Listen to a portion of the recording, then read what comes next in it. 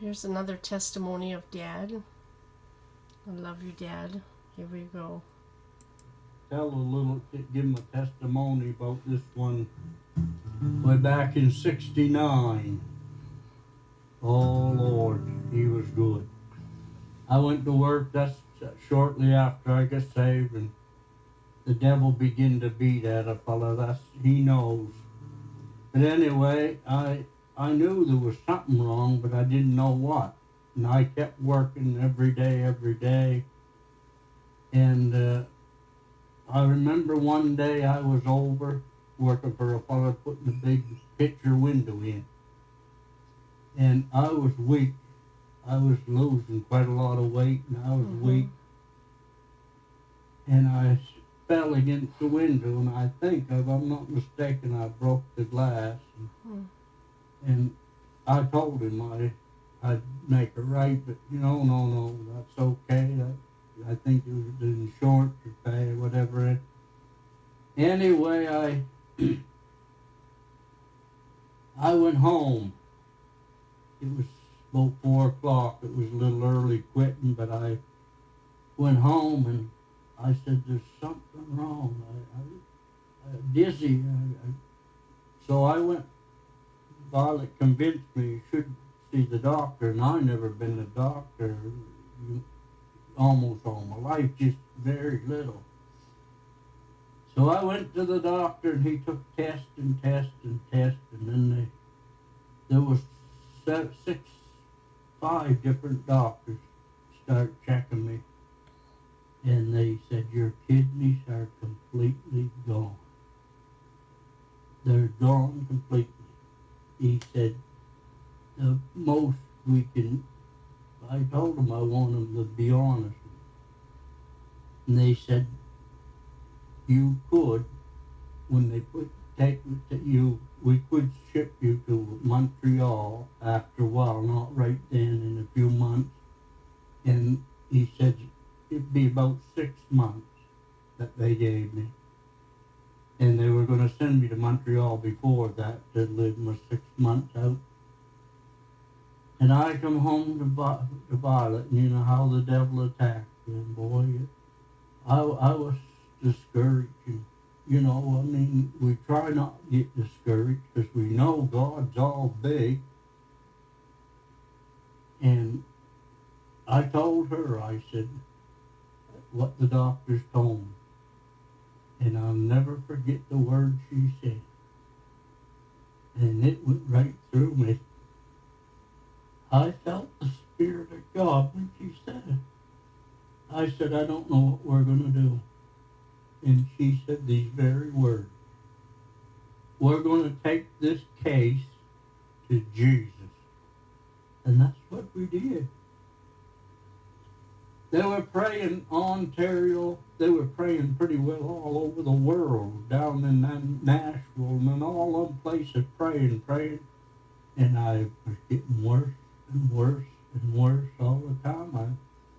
I had to have pills. I didn't want to take them, but I had to have them. I couldn't stand the pain.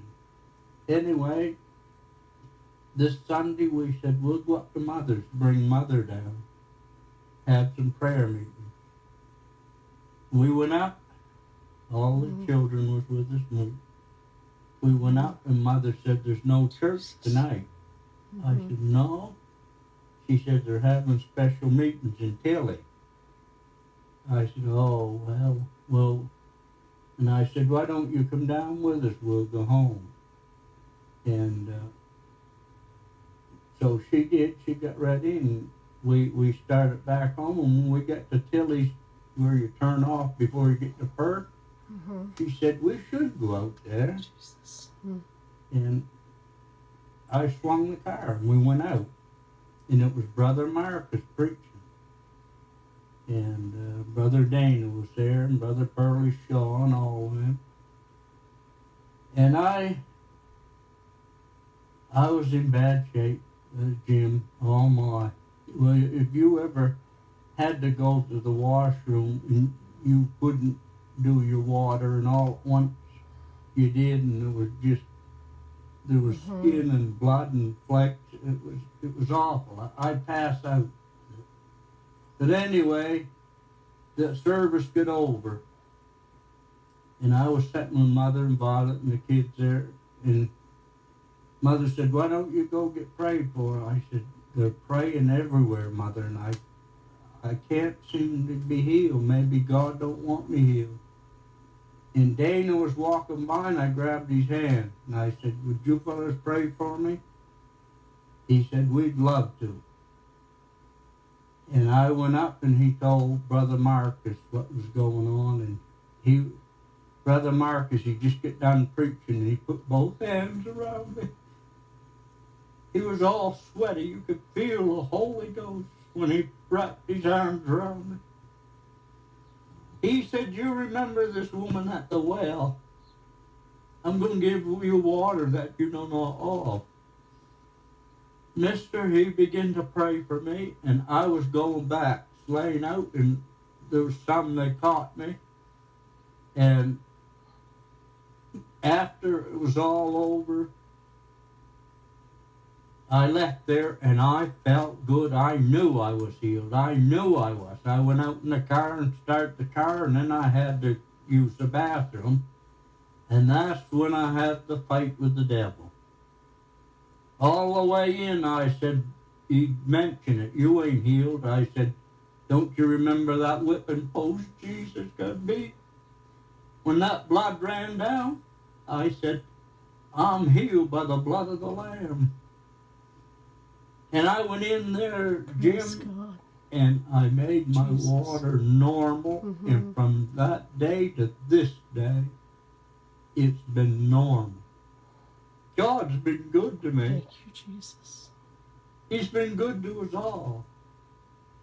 Many things, little things, I'm losing my memory quite a bit, and I can't remember certain wrenches or something, and I'll ask him, and he'll show me right where they are, what to find, and to fix something I can't remember how I used to, and he'll tell me, "Do it this way," and I always follow his way, because my way don't seem to be working, and it works when he does. I'm going to try this one here. And that's when Jesus, and I never mentioned this, I don't think, to maybe the kids remember, but that's when I was working. I still was working with the shape I was in, and I went into this garage. They all was gone for dinner, and Jim, so help me, when I bowed my head and said the blessings are gone, there was the greatest roar that went through that building. It shook. That whole building shook. The wrenches was all rattling on the benches. You could hear them rattling, and they were swinging. He said, and then he spoke. This big voice spoke. It was loud. A lot of times I've heard God, but it was small. But he spoke out, and it was just like thunder. He said, "If I do heal you, would you go to the darkest place in Amazon?" I said, "Yes, Lord." And just like that, all that rattling stopped. I looked around, everything was quiet.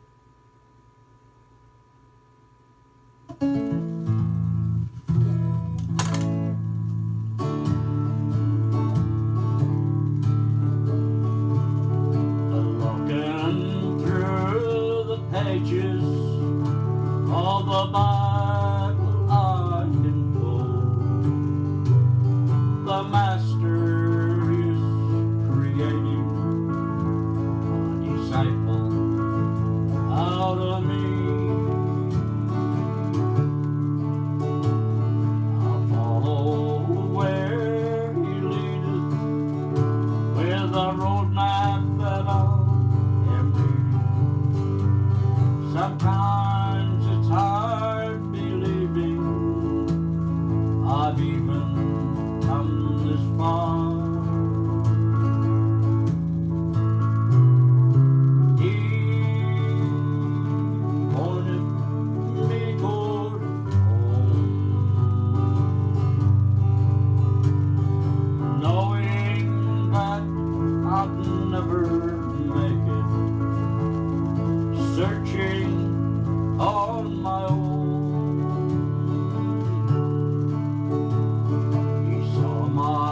restless spirit and my tendency to roam. So before he left, he pointed me toward home. Like one of his disciples who stood there by his side, he left with the spirit looking towards the sky.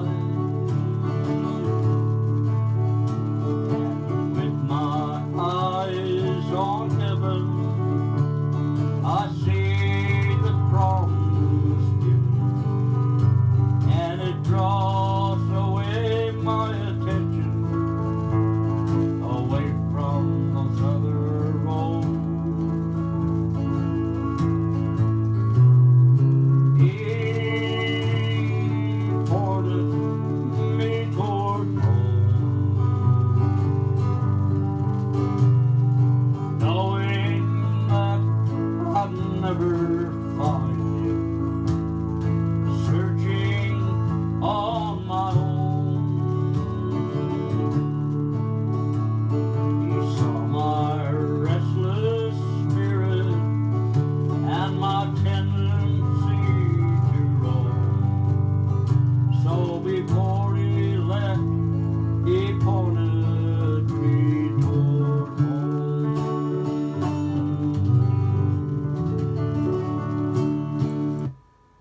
I love you, Dad. It's awesome. I appreciate your testimonies.